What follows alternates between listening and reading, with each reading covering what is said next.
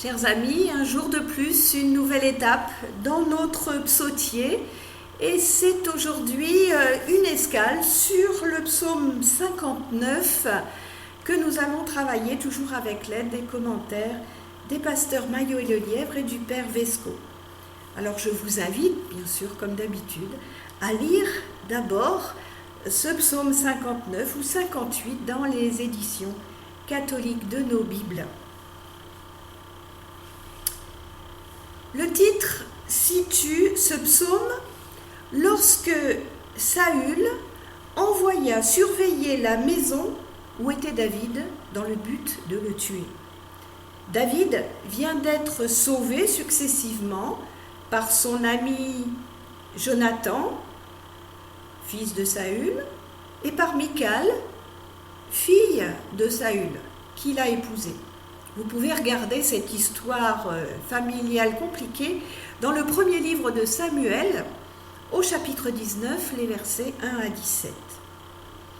Ce psaume, comme c'était le cas pour les récits du premier livre de Samuel, est censé donc se dérouler la nuit. Il mentionne ainsi le soir et le matin. L'innocence du psalmiste y est affirmée, comme l'était celle de David. L'embuscade dont il parle évoque celle que Saül tend à David. Pour les pasteurs Maillot et Lelièvre, au-delà de l'attribution à David, il pourrait s'agir à nouveau, parce qu'on en a d'autres dans notre recueil, d'un psaume d'accusés. Il y en a un certain nombre, des gens qui sont accusés comme ça à tort et qui essayent de se défendre. Nos commentateurs, en tout cas, s'entendent pour dire que la référence au Dieu des armées a pu permettre d'universaliser le sens du psaume quand les adversaires, quels qu'ils soient, cerneront la ville et l'occuperont. Nous y trouvons d'abord un cri d'appel suivi de l'exposé de la situation et d'une protestation d'innocence, puis une demande qui s'élève vers Dieu. La description des ennemis reprise en refrain, on le trouve au versets 7 et 8 et 15 et 16, l'affirmation de la confiance du psalmiste suivie d'imprécation, et le psaume se termine sur une action de grâce. Notons que le refrain n'est pas absolument identique. Le premier verset, oui, mais pas le second, ce qui laisse supposer une grande liberté littéraire et laisse à l'auteur le loisir d'affiner sa description des ennemis. Dieu est associé au lieu sûr. Ces deux termes encadrent d'ailleurs le psaume dont il donne ainsi le thème général. Dieu est aussi vu comme un bouclier. Le psalmiste évoque sa force et son amour. Voilà donc une belle image de Dieu qui nous est ainsi donnée par cet homme qui pourtant traverse manifestement une période difficile. Mais n'est-ce pas dans les périodes difficiles que l'élan vers Dieu se rappelle le plus fortement à nous ? Le psalmiste, lui, est dit sans péché. Quant à ses ennemis, ils sont comparés à des chiens voraces. Le psalmiste demande donc à Dieu de le délivrer, de le mettre en lieu sûr, de le sauver. « Éveille-toi » s'écrie-t-il. Dieu, dans la pensée israélite, n'est pas censé dormir. Regardez le psaume 121, par exemple. Mais devant l'absence de réaction, le psalmiste l'invite, métaphoriquement, à se réveiller, à venir faire comme une tournée d'inspection, qu'ils viennent donc examiner la manière d'agir de chacun. Ici, ce sont les nations qui font l'objet de l'inspection de Dieu, tandis que l'expression Dieu des armées suggère donc, je l'ai dit, l'universalité. C'est ce verset 6 précisément qui évoque la généralisation du psaume par rapport à une prière initiale qui pouvait être une prière tout à fait personnelle. Les nations, ses ennemis, sont appelés traîtres iniques, une expression forte qui est particulièrement donc appuyée et qui est un apax, ce qui signifie qu'on ne la trouve qu'ici, dans notre Premier Testament. Donc on voit qu'il y a un choix là d'expression tout à fait particulier. Ces ennemis, comparés donc à des chiens, sont décrits comme en tumulte, affamés. Le verbe traduit par baver signifie faire jaillir. Et le Père Vesco propose une autre traduction possible. Ils déblatèrent à pleine bouche. Cette salive qui jaillit comme ça, c'est vraiment des mots, voilà, des médisances, des méchancetés qui sortent à pleine bouche.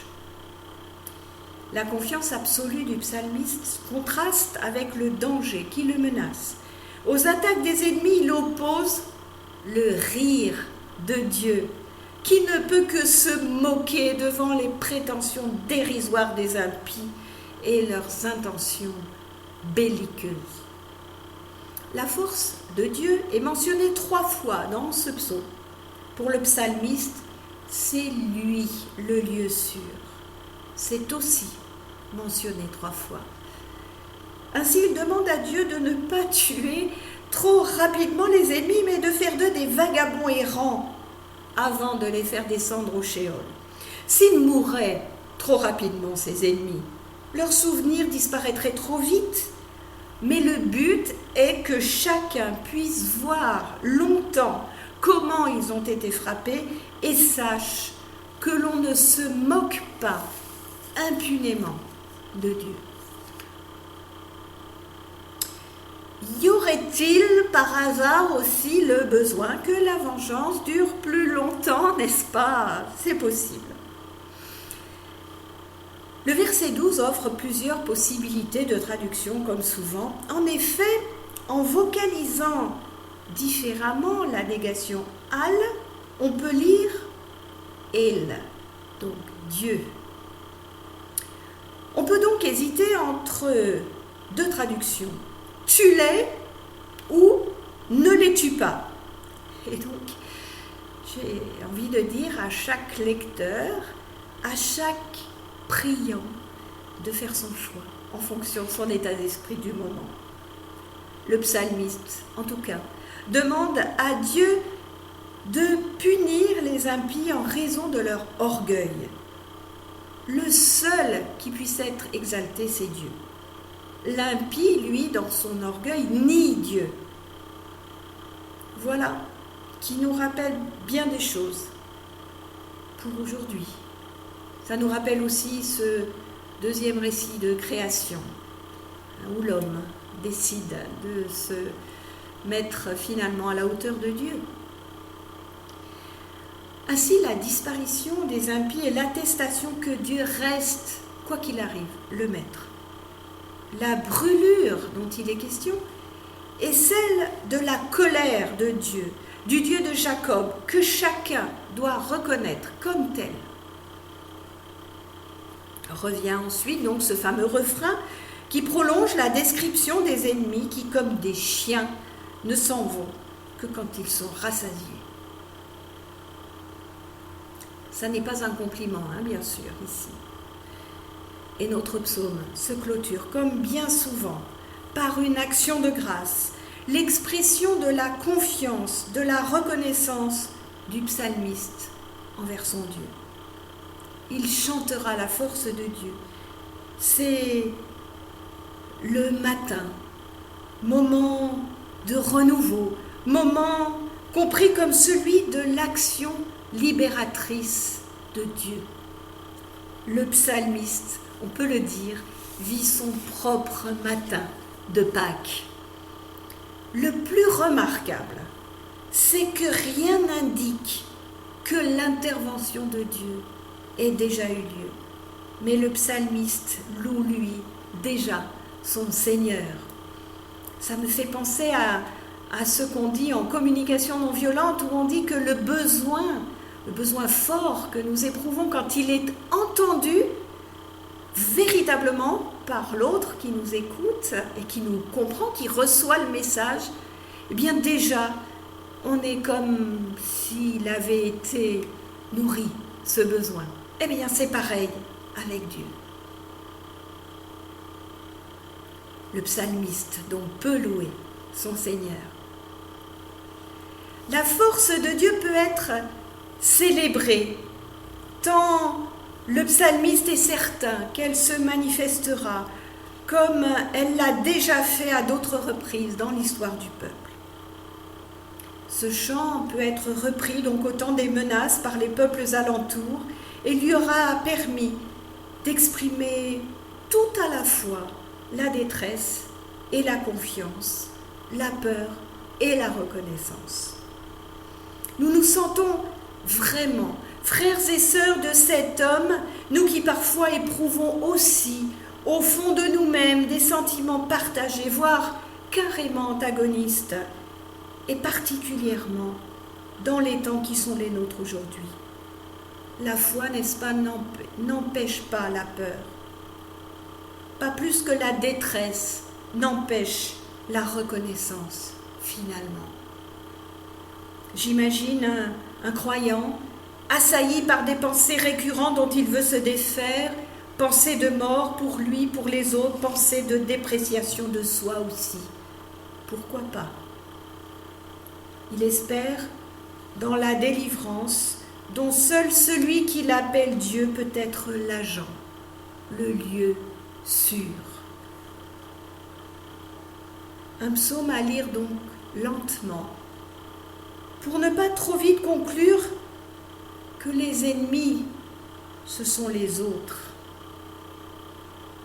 Dans notre actualité où la mort, les menaces se multiplient chez nous et ailleurs, nous pouvons avoir ce sentiment d'impuissance devant ce furieux essaim d'abeilles.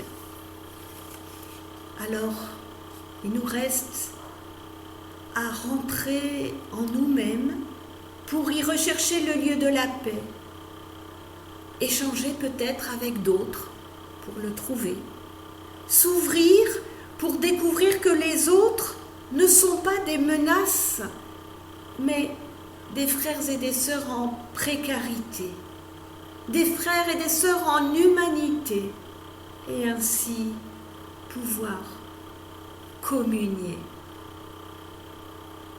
C'est ce que nous essayons de faire par-delà notre éloignement géographique pour retrouver, nous aussi s'il se peut, confiance et espérance, en puisant dans ce puissant fond et tellement jaillissant des psaumes, ces modèles